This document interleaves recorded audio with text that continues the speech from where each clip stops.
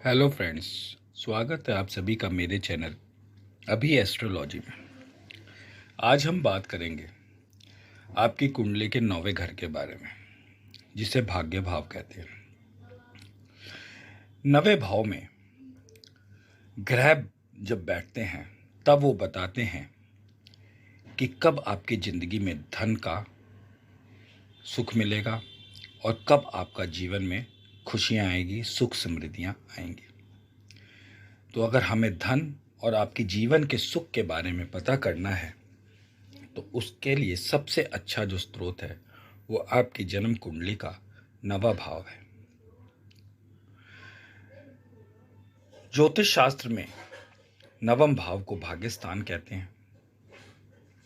इस घर में, इस भाव में जो भी ग्रह बैठा होता है या जो ग्रह इस घर पर अपनी दृष्टि देता है तो उसके अनुरूप व्यक्ति को भाग्य का सहयोग प्राप्त होता है। इस घर का स्वामी ग्रह जिस घर में बैठता है उससे भी आपका भाग्य अवश्य प्रभावित होता है। यानी पहले तो आपको ये देखना है कि आपके 9वें भाव में कौन से ग्रह हैं, किन ग्रहों की दृष्टि है और आपका नमेश किस भाव में बैठा हुआ है। इनसे आपके जीवन के धन, संपत्ति, सुख, समृद्धि के बारे में पता चलता है। यदि आपके 9वें भाव में सूर्य हो, सूर्य विराजमान हो, तो आप में स्वाभिमान बहुत ज़्यादा होता है। साथ ही आप महत्वाकांक्षी बहुत होते हैं। छोटी उम्र में आपका भाग्योदय हो जाता है। लगभग 20 से 25 साल के बीच में आपका भाग्योदय हो जाता है। आप जिस स्थान पर पहुंचने के अभिलाषी हैं आप वहां सरलता से पहुंच जाते हैं। यदि 9वें भाव में आपका सूर्य विराजमान है तो आप राजनीति और सामाजिक कार्यों में यानी सोशल वर्क में बढ़ चढ़कर भाग लेते हैं। आप में ऐसी टेंडेंसी जन्मजात होती है कि आप एक तो पॉलिटिक्स में, आप स्कूल में भी होंगे तो आप पूरा अपना दिमाग चलाएंगे राजनीति के अंदर, पॉलिटिक्स के अंदर, कि कैसे इसको ये करना है, कैसे उसको पीछे करना है, कैसे उससे आगे निकलना है। इसी तरह सामाजिक कार्यों में भी आप बढ़ चढ़कर भाग लेते हैं। 9वें भाव में सूर्य की स्थिति होने से आपकी आर्थिक स्थिति आजीवन अच्छी बनी रहती है। आपको वाहन सुख हमेशा मिलता है। चंद्रमा यदि आपकी कुंडली के 9वें भाव में बैठा होता है तो आपका भाग्योदय लगभग 20 साल तक होने की संभावना बन जाती है।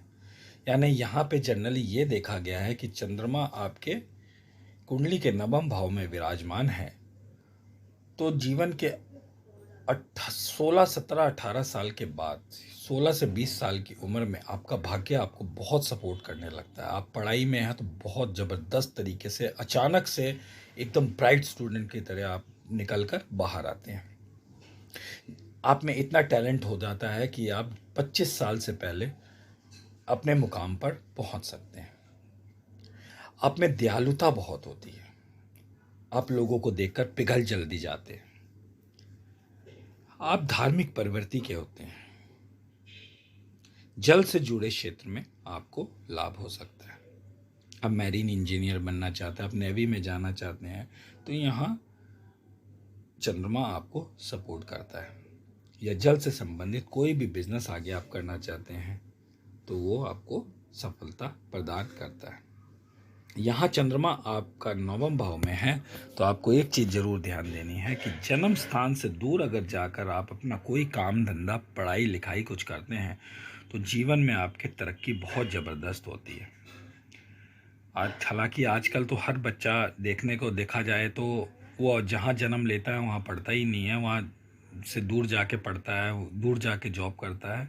तो ये स्थिति अच्छी होती है अगर आप अपने जन्म स्थान से दूर जाकर पढ़ाई करें, जॉब करें तो आप जीवन भर तरक्की के रास्ते पर चलते रहते हैं। मंगल यदि आपके 9वें भाव में हो तो आपको भूमि से संबंधित कार्य करने में सफलता मिलती है और यहाँ आप अपने जन्म स्थान से दूर जाते हैं तो आपको तरक्की कम मिलती है। इसलिए जन्म स्थान पर ही डट कर, यानी जहाँ आपका जन्म हुआ, जैसे आप मान लीजिए आपका जन्म यूपी के किसी ज़िले में हुआ या दिल्ली में हुआ या बॉम्बे में हुआ या कहीं भी हुआ, तो आप अपने जन्म स्थान के आसपास ही काम करें और भूमि संबंधी काम करें।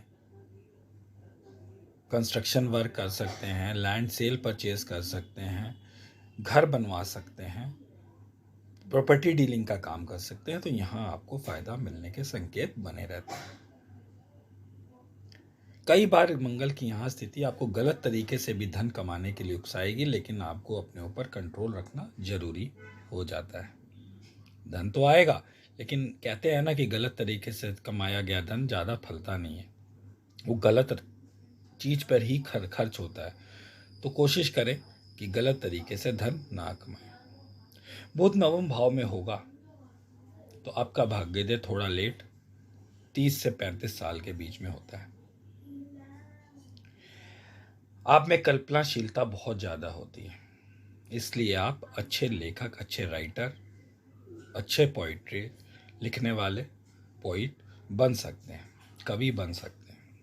ज्योतिष, गणित और पर्यटन क्षेत्र में आपको बहुत लाभ मिलता है। अगर आप एस्ट्रोलॉजी करें या आप कोई मैथमेटिक्स के टीचर बन जाएं या आप जो गाइड वगैरह का काम है वो करें, तो आपको काफ़ी लाभ हो सकता है। ऐसे लोग काफ़ी इंटेलिजेंट होते हैं और आप प्रसिद्धि अपनी लाइफ में ज़रूर प्राप्त करते हैं। गुरु नवम भाव में अगर हो तो ये तो इस भाव का कारक ही होता है, जिस कारण इसे काफ़ी उत्तम माना जाता है। यहाँ बृहस्पति देव आपका भाग्योदय 24 से 26 वर्ष के बीच में कराते हैं और भाग्य का सपोर्ट आपको हमेशा मिलेगा, बचपन से लेकर मृत्यु तक। धन संपत्ति के साथ ही मान सम्मान बढ़ाने में बृहस्पति देव, गुरुदेव आपकी पूरी सहायता करते हैं। इसी तरह शुक्र भी अगर नवम स्थान में हो तो वो काफ़ी शुभ माना जाता है। ऐसे व्यक्ति का जो भाग्योदय होता है लगभग 35 से 40 वर्ष के बीच में या उससे देरी से माना जाता है। ऐसे व्यक्ति की रुचि जो होती है वो साहित्य और कला में होती है। आप कलाकार हो सकते हैं, आप लेखक हो सकते हैं, आप किसी टीवी इंडस्ट्री में जा सकते हैं, आप फिल्म इंडस्ट्री में जा सकते हैं। तो यहाँ पे शुक्र आपको काफ़ी सपोर्ट कराता है। धन प्राप्ति का जो आपका माध्यम होता है वो कला और साहित्य हो सकता है, यदि शुक्र आपके नवम भाव में बैठा हो तो। यह शुक्र आपको प्रचुर धन संपत्ति प्राप्त करवाता है। भाग्य स्थान में यदि शनि बैठा हो तो ये थोड़ा सा नेगेटिव वे में चला जाता है। आपकी तरक्की अवश्य होगी, लेकिन वो बहुत धीमी गति से होता है, क्योंकि जो शनि देव होते हैं वो काफ़ी धीमी गति से रिजल्ट देते हैं। तो नवम भाव में शनि है तो तरक्की आपको अवश्य मिलेगी, ये तय है, लेकिन जब आप चाहेंगे तब नहीं मिलेगी। उसमें काफ़ी आपको संघर्ष करना पड़ेगा, काफ़ी मेहनत करनी पड़ेगी, तब जाकर आपको तरक्की के स्रोत खुलेंगे। जीवन के उत्तरार्ध में आपका जीवन काफ़ी सुखमय होता है। लगभग 36 से 45 वर्ष के बीच में आपका भाग्योदय होता है और तब आपको खुशहाली देखने को मिलती है। ऐसे व्यक्ति नियम, कानून एवं प्राचीन मान्यताओं से जुड़े रहते हैं, जिनका शनिदेव नवम भाव में होगा। इसलिए आप शनि की यहाँ स्थिति से जज बन सकते हैं, वकालत कर सकते हैं या धार्मिक चीज़ों में इन्वॉल्व हो सकते हैं, धर्म गुरु बन सकते हैं। राहु केतु का स्थान में होना आपके भाग्योदय को 32 वर्ष के बाद तय करता है। यानी यहाँ राहु केतु भी आपको अच्छा फल दे देते हैं, लेकिन 42 वर्ष के बाद। उसमें भी आपको मंगल की स्थिति केतु के लिए और राहु के लिए शनि की स्थिति को देखना काफ़ी अति आवश्यक हो जाता है। यदि ये दोनों ग्रह आपकी कुंडली में अच्छे बैठे हैं तो राहु केतु उसी अनुसार आपको फल प्रदान करते हैं। तो आज मैंने आप लोगों को नवम भाव से धन और सुख की प्राप्ति के बारे में बताया कि कौन सा ग्रह आपको कैसा फल इसमें दे सकता है। तो आपको अपनी कुंडली में देखना है कि आपके कौन सा ग्रह किस दशा में, किस स्थिति में आपके नवम भाव में बैठा है। उस अनुसार आपको अपने जीवन को आगे की ओर बढ़ाना है। कब आपका भाग्योदय होगा आप ये देखें, और उस दौरान आप अपनी मेहनत को, अपने एफर्ट्स को बढ़ाएं, ताकि जीवन में आपको सफलता के योग बढ़ते चले जाएं। तो आज के लिए इतना ही। उम्मीद करता हूँ आज का टॉपिक आप लोगों को अच्छा लगा होगा, आपको कुछ सीखने को मिला होगा। यदि टॉपिक पसंद आया तो चैनल को लाइक, शेयर और सब्सक्राइब जरूर करें। मिलते हैं किसी दूसरे वीडियो में किसी अच्छे से टॉपिक के साथ। धन्यवाद।